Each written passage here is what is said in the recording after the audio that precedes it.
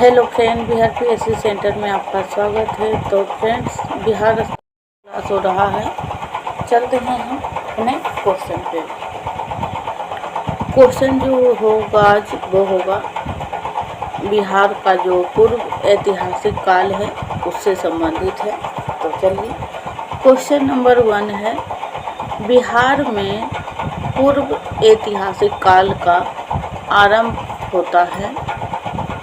तो बिहार में जो पूर्व ऐतिहासिक काल का आरंभ माना जाता है वो माना जाता है 40,000 ईसा पूर्व पहले। चलते हैं नेक्स्ट।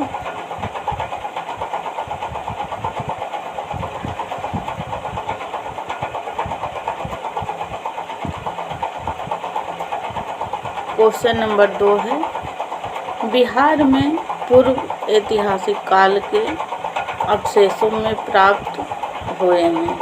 यानी बिहार में जो पूर्व ऐतिहासिक काल के अवशेष हैं वो क्या क्या मिले हैं। इसका जो राइट आंसर हो जाएगा वो हो जाएगा 1, 2 और 3। ये जो तीनों आप देख रहे हैं यहाँ पे, कुल्हाड़ियों के फलक, चाकू एवं खुरपी, मृदभांड, तो ये तीनों जो चीज़ हैं वो बिहार में मिले हैं। और ये जो साक्ष्य हैं, अवशेष हैं, ये पूर्व ऐतिहासिक काल के हैं। चलते हैं नेक्स्ट क्वेश्चन पे।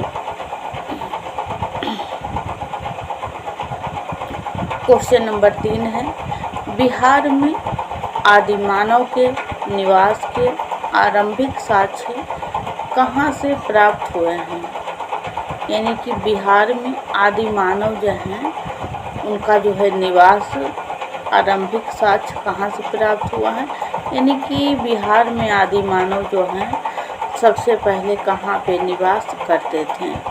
तो इसका जो राइट आंसर होगा वो हो जाएगा मुंगेर और नालंदा से जो है फ्रेंड्स आदिमानव के निवास का आरंभिक साक्ष्य माना जाता है।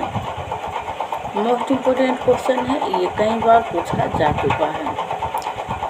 चलते हैं नेक्स्ट।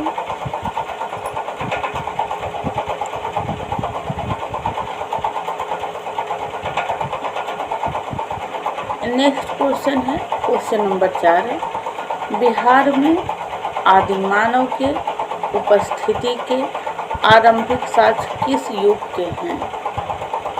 वहाँ पूछा जा रहा था कि कहाँ से मिले हैं, तो मुंगेर और नालंदा, और यहाँ पूछा जा रहा है किस युग से है। तो इसका जो राइट आंसर हो जाएगा वो हो जाएगा पूर्व प्रस्तर युग। प्रस्तर का मतलब पत्थर होता है, तो पूर्व प्रस्तर युग। चलते हैं नेक्स्ट। फ्रेंड, इससे पहले बिहार स्पेशल का 2 क्लास हो चुका है, तो आप लोग जरूर देख लीजिएगा, प्लेलिस्ट बना हुआ है। नेक्स्ट क्वेश्चन नंबर 5, बिहार में मध्यवर्ती प्रस्तर युग के साक्ष्य मिले हैं। मध्यवर्ती प्रस्तर युग के साक्ष्य मिले हैं बिहार में। तो इसका राइट आंसर हो जाएगा मुंगेर से। मुंगेर से जो है बिहार में मध्यवर्ती प्रस्तर युग के साक्ष्य मिले हैं। चलते हैं नेक्स्ट। नेक्स्ट है क्वेश्चन नंबर 6, बिहार में चिरांत जो कि सारण जिले में पड़ता है और चेचर जो कि वैशाली जिले में पड़ता है से किस युग के अवशेष प्राप्त हुए हैं। तो यहाँ से जो अवशेष प्राप्त हुए हैं फ्रेंड्स, ये प्राप्त हुआ है नवप्रस्तर युग का। चलते हैं नेक्स्ट। और ऊपर जो आप देख रहे होंगे क्वेश्चन, जो मुंगेर से प्राप्त हुआ है, तो ये मध्यवर्ती प्रस्तर युग के मिले हैं मुंगेर से। ध्यान रखिएगा, बहुत ही कंफ्यूजन वाला क्वेश्चन है। और यहाँ जो मिला है ये नवप्रस्तर युग से। चलते हैं नेक्स्ट क्वेश्चन। अगर आप ध्यान से नहीं पढ़ेंगे फ्रेंड्स तो एग्जाम में आप गलतियाँ कर सकते हैं। क्वेश्चन नंबर 7 है, बिहार में ताम्र प्रस्तर युग के परवर्ती चरण के अवशेष कहाँ से प्राप्त हुए हैं?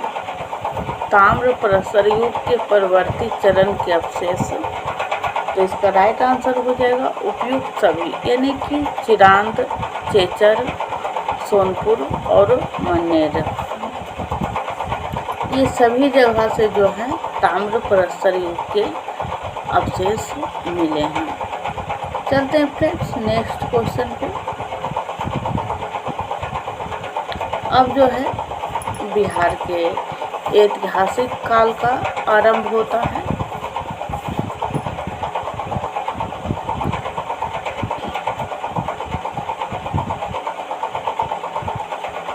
क्वेश्चन नंबर 1 है, बिहार सहित पूर्वी भारत में आर्यों का आगमन हुआ था, यानी कि बिहार सहित पूर्वी भारत में आर्यों का आगमन कब हुआ था? तो इसका जो राइट आंसर हो जाएगा वो हो जाएगा सी, यानी कि उत्तर वैदिक काल में जो है बिहार सहित पूर्वी भारत में आर्यों का आगमन माना जाता है। ध्यान दीजिएगा, यहाँ पे बिहार भी है और भारत भी है, तो दोनों जगह जो आर्यों का आगमन हुआ है वो उत्तर वैदिक काल में हुआ। वैदिक काल जो है फ्रेंड्स 2 भाग में बटा हुआ है, रिंग वैदिक काल और उसके बाद जो आता है उसे हम उत्तर वैदिक काल कहते हैं।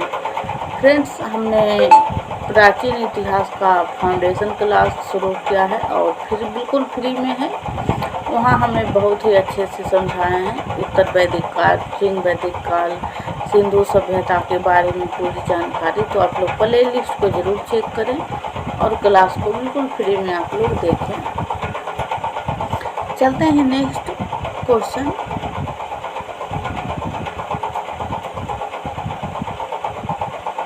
क्वेश्चन नंबर 2 है, बिहार सहित पूर्वी भारत में आर्यों के विस्तार में सहायक हैं, यानी कि आर्य जो आए थे बिहार और भारत में, तो उसका विस्तार जो हुआ, लोग फैल गए, तो उसके पीछे का कारण क्या था, यानी उसके पीछे जो सहायक चीज़ें थी वो क्या थी?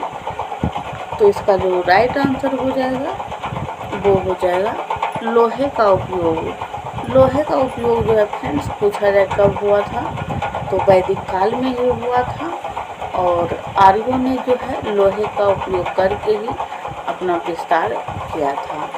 चलते हैं नेक्स्ट। ये सब क्वेश्चन पूछे जा चुके हैं एग्जाम में फ्रेंड्स। बिहार से अगर क्वेश्चन बनता है जिससे बाहर नहीं जाने वाला है, लेकिन आपको पूरा कंप्लीट बिहार कंप्लीट करना है जहाँ तक हम करवाएंगे क्लास को। अभी तो हिस्ट्री ही हो रहा है बिहार से संबंधित, फिर इकोनॉमी, ज्योग्राफी, पॉलिटी, इस प्रकार से। क्वेश्चन नंबर 3 है, श्रुति तथा किंवदंती के अनुसार, किंवदंती मतलब उसे कहते हैं जो कहानियाँ वहाँ पे बनाए जाते हैं लोगों द्वारा, अनुसार महाभारत युद्ध के समय बिहार में मुख्य राज्य कौन कौन थे? महाभारत युद्ध के समय पूछा जा रहा है फ्रेंड्स, तो इसका जो राइट आंसर हो जाएगा वो हो जाएगा, यानी कि ए और बी दोनों हो जाएगा, मगध, विदेह, अंग और लिच्छवी। जब महाभारत का युद्ध हो रहा था उस समय बिहार के मुख्य राज्य थे ये चारों, मगध, विदेह, अंग, लिच्छवी। चलते हैं नेक्स्ट। क्वेश्चन नंबर 4, किस ग्रंथ में बिहार के विदेह राज्य में आर्यों के आगमन तथा निवास का साक्ष्य का विवरण मिलता है?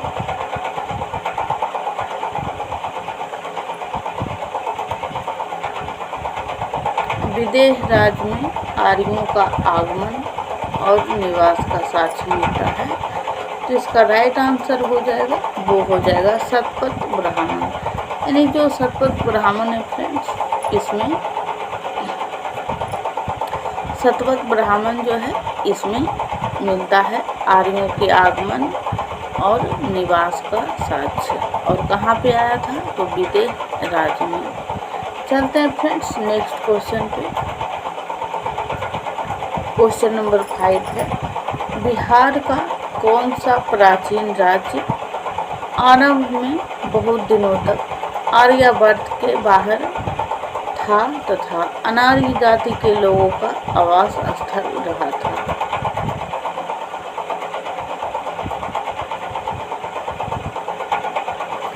इसका जो राइट आंसर हो जाएगा वो हो जाएगा मगध।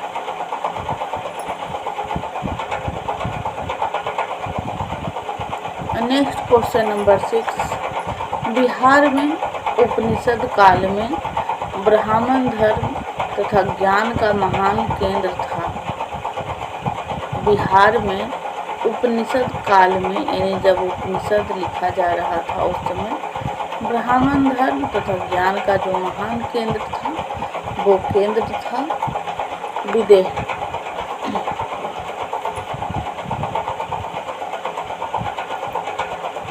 क्वेश्चन नंबर 7, अथर्ववेद में व्रात शब्द का प्रयोग किस राज्य के लोगों के लिए किया गया था?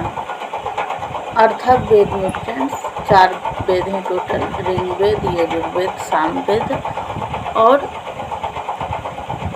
एक वेद और है अथर्ववेद।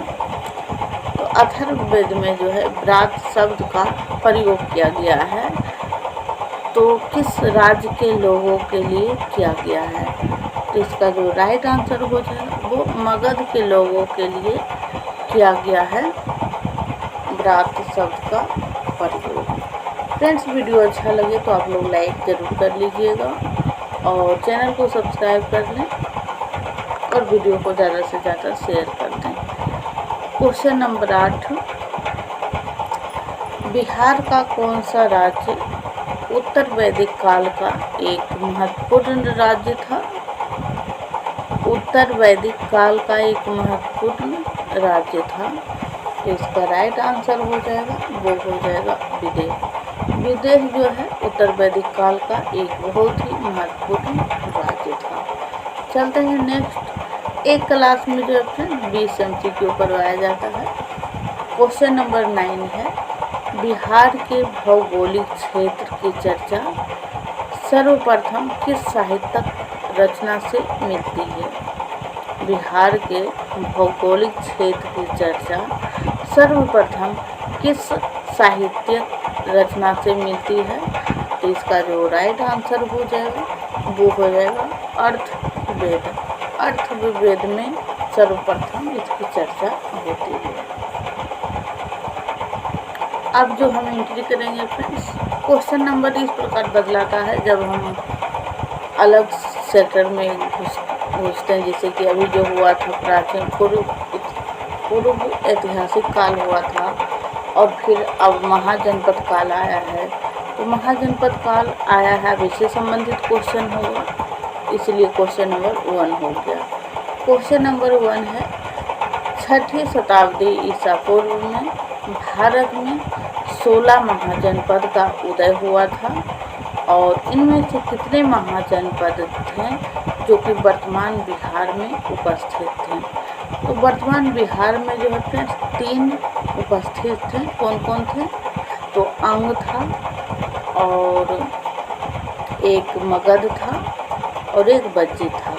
तो इसका जो राइट आंसर हो जाएगा वो 3 हो जाएगा। और 6ठी शताब्दी ईसा पूर्व जो काल है ये महात्मा बुद्ध का काल है और इसी समय 16 महाजनपद का उदय हुआ था। उसमें से 3 जो क्षेत्र थे वो बिहार में थे। हमने तीनों क्षेत्र का नाम भी आपको बता दिया। ये एग्जाम में कई बार पूछा जा चुका है।